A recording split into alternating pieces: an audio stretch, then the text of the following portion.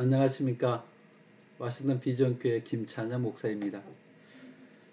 우리는 이 땅의 삶을 살면서 시험, 곧 유혹을 받습니다. 시험, 유혹이란 사람들의 마음을 깨워서 마음을 현혹하여 좋지 아니한 길로 이끌어가는 것을 말합니다. 그리스도인들에게 주어지는 시험 가운데 가장 위험한 시험, 가장 어려운 시험은 마음을 현혹하여서 예수님을 부인하게 하고 예수님을 믿는 믿음에서 떠나게 하는 시험입니다. 이 시험은 옳고 그름이 명확하게 보입니다. 하지만 그 위협이 강하여서 어떤 길이 옳고 그름을 알면서도 불구하고 옳은 길을 택하기는 어렵습니다. 예를 들어서 IS가 예수님을 부인하라고 하거나 이랑을 신으로 섬기라고 했던 일제시대의 그런 모습들, 그러면서 옳지 않는 것이 무엇인지 알지만 자신의 생명과 안전을 위하여 잘못된 길을 선택하게 되기도 합니다. 그 다음으로 우리 그리스도인들에게 주어진 어려운 시험은요, 그리스도인의 삶의 역할과 목적을 잃어버리게 하는 시험이라고 저는 생각합니다. 이 시험은 우리들의 생명이나 안전을 위협받지 않을 수는 있습니다. 그런데 옳고 그름이 뚜렷하게 나타나지도 않습니다. 겉은 예쁘게 포장되어 아름답게 보이나 시험이 숨겨져 있는 모습일 때가 많습니다. 마태복음 4장에 나오는 예수님이 받으시는 시험이 저는 이와 같은 모습이 아닐까 그렇게 생각합니다. 하나님의 관점에서는 정확히 옳고 그름이 보였던 시험이었겠지만 성경을 읽는 우리에게는 이 시험 속에 숨겨진 진짜 시험의 의미를 알기는 쉽지 않습니다. 예수님은 성령에 이끌려서 광야로 들어가셔서 40일 밤낮으로 금식을 하고 마귀에게 시험을 받으셨습니다. 그 시험은 이렇습니다. 너가 만일 하나님의 아들이여든 명하여 이 돌들로 떡덩이가 되게 하라고 했습니다. 또 마귀가 예수님을 거룩한 성으로 데려다가 성전 꼭대기에 세우고 너가 만일 하나님의 아들이여든 뛰어내려라. 그가 너를 위하여 그의 사자들을 명하시리니 그들이 손으로 너를 받들어 발이 돌에 부딪히지 않게 하리로다 라고 말합니다. 마귀에게 절을 하면 천하 만국과 영광을 주겠다고 시험합니다. 인간의 모습을 가지고 당한 그 자신의 처한 고통의 순간을 하나님이란 모습을 사용하여서 그 고통의 순간을 벗어나라고 예수님에게 시험하고 있는 것입니다. 하나님의 아들로 영웅으로 살라는 것입니다. 모든 사람들이 이목과 경배와 권능을 받으면서 살라고 말하고 있습니다. 하나님의 권능의 모습만 가지고 낮은 인간의 모습을 가지고 오신 목적과 역할을 던져버리라는 것입니다.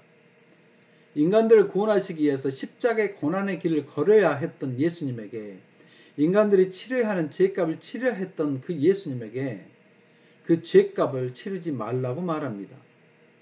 곧 모욕과 무시와 배신을 당하고 채찍을 맞으시고 침뱉음, 조롱, 온몸에 피를 흘리시면서 돌밭길을 걸으시고 무거운 십자가를 짊어지고 그 골고다 언덕에서 손과 발에 못을 박히시고 머리에 가시에 그 찔림으로 피를 흘리시고 옆구리에 창을 받으시고 하나님에게 버림을 받는 그 고통의 길, 그 길을 걸어야만 했던 예수님에게 마귀는 예수님에게 당신과 나의 죄를 대속하기 위해서 그 길을 걸어야 했던 그 예수님에게 걷지 못하게 하고 있습니다.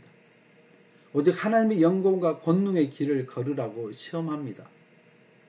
사단은요, 예수님의 대속의 목적과 역할을 살지 못하게 하려고 그 시험을 한 겁니다. 예수님으로서 구속자로서의 삶의 목적과 역할을 버리라는 것입니다. 그런데 예수님에게만 아니라 우리들에게도 이렇게 오는 시험이 있습니다. 우리가 오는 무서운 시험, 어려운 시험은요, 그리스도인으로서 또는 나라는 이 사람, 이 땅에 하나님께서 보내신 나라는 사람으로서 살아가면서 그리스도인의 그런 삶의 역할과 목적을 잃어버리게 하는 시험입니다. 그 시험으로는요, 나는 예수님의 은혜로 구원을 받았다는 말이 우리에게 시험으로 다가올 때가 있다는 겁니다. 이 말은 정말 은혜의 말이지 않습니까? 나는 예수의 은혜로 구원을 받았다는 이 말. 그런데 이 말로 수많은 그리스도인들의 삶의 목적과 역할을 잃어버리게 하고 있습니다. 나 같은 존재가 구원을 받을 정도로 하나님의 은혜는 크고 놀랍다라고 고백합니다. 그래서 나의 삶이 어떨지라도 나를 버리지 않으실 나의 주님, 나를 구원하여 주시라고 합니다. 맞는 말입니다. 하지만 그 말 속에 자신의 게으름, 그리스도인답게 살지 못하는 것까지 스스로를 용서하고 있는 말도 됩니다.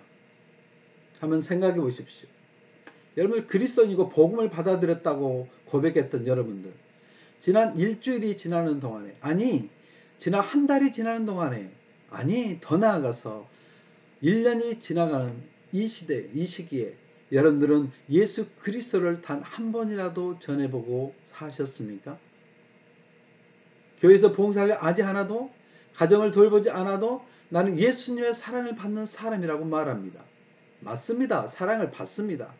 하지만 이 땅에서 그리스도인으로서 살아야 할 목적, 역할을 전혀 하지 못하며 일생을 살게 하는 말이 될 때도 있습니다. 너무나 무서운 시험이 됩니다. 심지어 죄를 뻔뻔하게 지면서까지도요, 난 괜찮아, 이럴지라도 하나님이 날 사랑하셔 라고 자신을 스스로 용서합니다.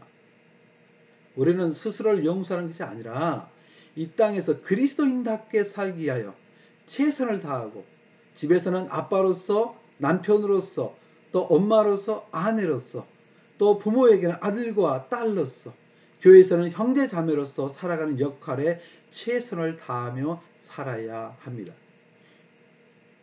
혹이나 하나님의 은혜를 논하면서 그 안에 있는 당신의 삶의 목적과 역할을 잃어버리지나 않으셨나요?